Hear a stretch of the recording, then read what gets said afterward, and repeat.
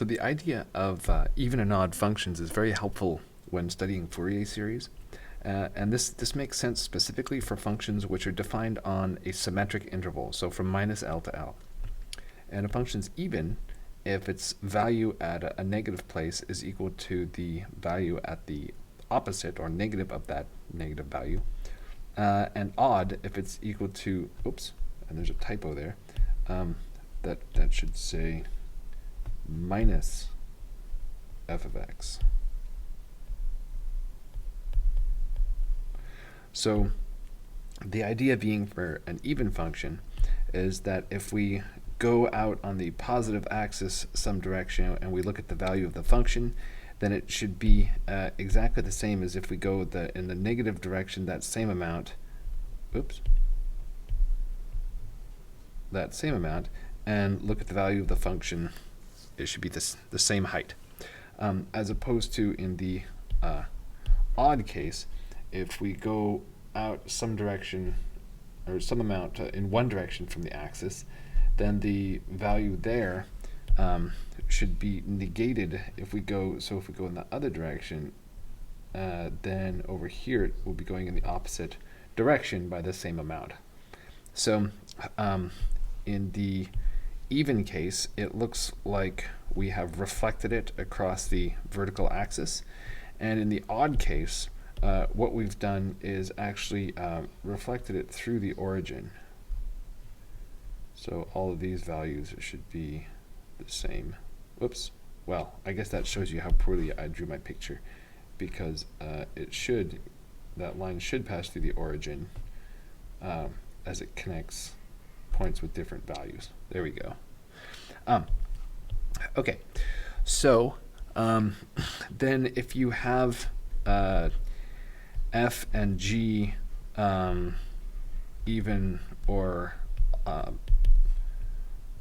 odd, you can ask questions about what are f plus g or f times g going to be. Are they going to be even or odd as well? And it's useful to be able to work this out.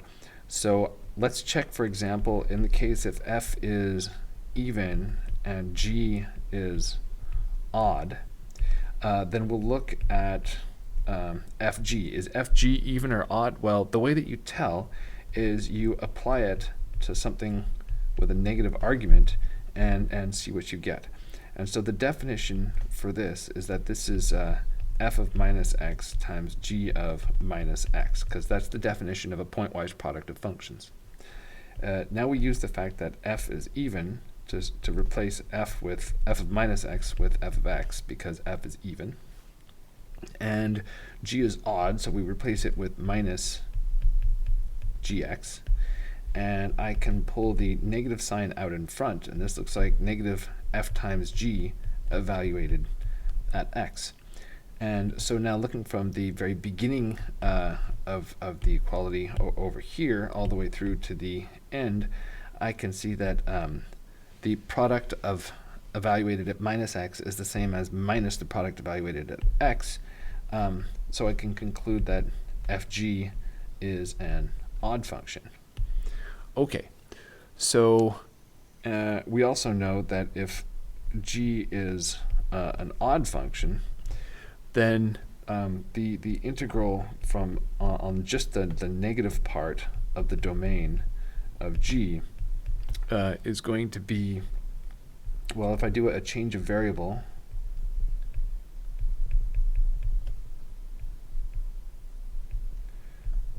then I'm going to be able to rewrite it like this: g of minus x times negative 1 times negative dx. And then, so let's see, so now g is an odd function, so that means that this is actually so from 0 to L, minus g of x times minus dx, and so those negative signs cancel, and I have just L to 0 gx dx, but of course that's backwards. I should switch it, and that'll cost me a minus sign, so now I have the integral from 0 to L. So the integral across the negative portion of the domain is minus the integral across the positive portion of the domain. And that means that if I look at the integral across the entire domain, it's going to be the sum of the part on the negative side of the domain and the one on the positive side of the domain. And we just saw that these are equal but opposite signs, so they cancel out. So that's the familiar rule that the integral of an odd function over a symmetric domain is 0. Now in the present context, what that means is that if f is even and g is odd, then we have that f and g are orthogonal, because the integrand fx gx, well, we just showed that that is an odd function,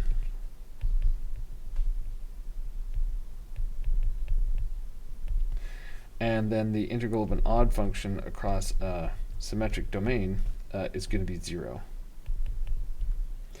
Okay, so even and odd functions are orthogonal. All right, so even if our function, oh, I shouldn't have used that word. If our function is not even, we can still talk about its even and odd parts. So the even part of f is, let's call it f sub e for even.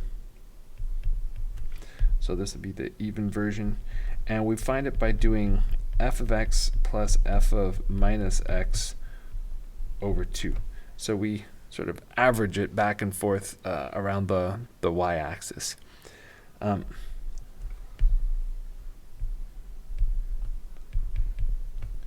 we can also construct the odd part. The odd part of f is f sub o, and it looks just the same except for a negative sign right between the two f's. Okay. So we have some observations about all this. First off, if f is even, then the even part of f is just f itself. And similarly, if f is odd, if it's odd, it's equal to its own odd part. We also see if you add those two formulas together, you see that f is equal to f even plus f odd, because the f of minus x parts just cancel out, and then the 2 in the denominator takes up the slack. So, and we also have that since f even is an even function by construction, and f odd is an odd function by construction, they're going to be orthogonal by the preceding discussion.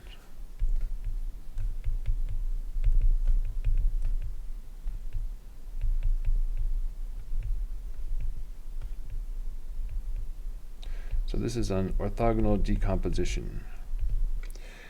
And not only is it an orthogonal decomposition of a given function f, but this actually gives an orthogonal decomposition of the entire function space L2. So this becomes an orthogonal direct sum of the two vector spaces of even functions and odd functions. And perhaps it's not clear that the even functions form a vector space, but it's true that the sum of two even functions is even. I'll let you check that. And a scalar multiple of an even function is still going to be an even function. And similarly, the odd functions form a vector space as well. So this fancy notation right here, the meaning of this is that each element of L2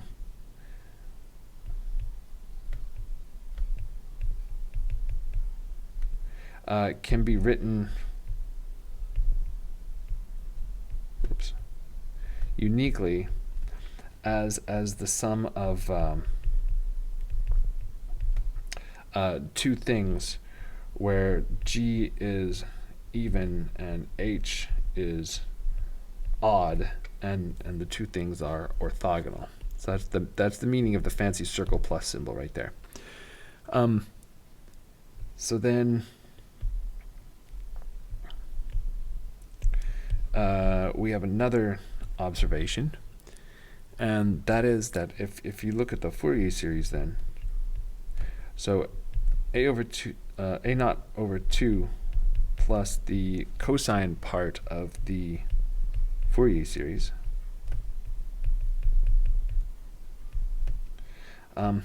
well, notice that this is all of the even terms in the Fourier series for f.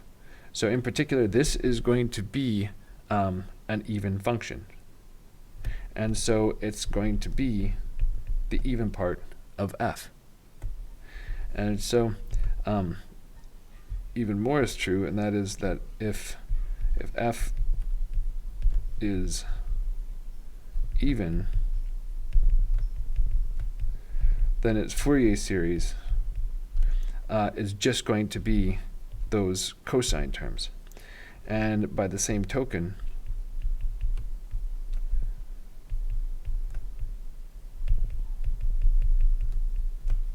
the sine portion, and notice this is the sine terms of the Fourier series, not the Fourier sine series. That's something else. We'll get back to that.